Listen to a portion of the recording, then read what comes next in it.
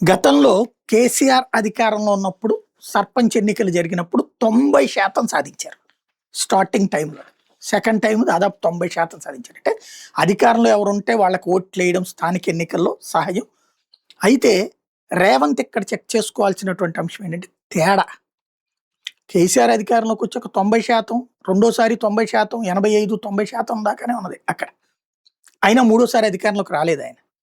ఇక్కడ రేవంత్ ప్రభుత్వం అద్భుతంగా ఉంది అన్నటువంటిది ఓకే. తన ఫీల్ వాస్తవంగా చెప్పాలంటే పట్టణ నగర ప్రాంతాల కంటే అక్కడేమో బీఆర్ఎస్ గెలిస్తే పల్లె ప్రాంతాల్లోనే కేసీఆర్ పట్టు కోల్పోతే ఇప్పుడు పల్లె ప్రాంతాల్లో బలమైన పట్టుని మళ్ళీ సాధించినట్టయింది బీఆర్ఎస్. అదే సందర్భంలో కాంగ్రెస్ పార్టీ గతంతో పోల్చుకుంటే పట్టుంది. కానీ ఒక ప్రభుత్వంగా 2 సంవత్సరాల పాలన తర్వాత ఇప్పుడు వచ్చినటువంటి పర్సంటేజ్ 67.94%.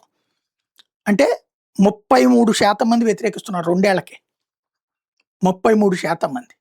సరే లెక్కేసుకునేటప్పుడు గతంలో 30-40 వచ్చినాయి మాకు. దాంతో పోల్చుకుంటే ఎక్కువ అనుకోవచ్చు. కానీ అద్భుతమైన పాలన అందిస్తున్నాను, గ్రామీణ ప్రాంతాలంతా నా మీద ప్రాణం పెట్టుకుంటున్నాయి అన్నటువంటి సందర్భంలో వచ్చింది. అదే సందర్భంలో కేసీఆర్ ఉన్న 2 టర్మ్స్ కాంగ్రెస్కి వచ్చిన ఓట్లతో పోల్చుకుంటే బీఆర్ఎస్ గట్టిగా పుంజుకుంది. ఏకంగా 27.44% సాధించింది. భారతీయ జనతా పార్టీ 4.6%తో ఉనికి చాటుకుంది.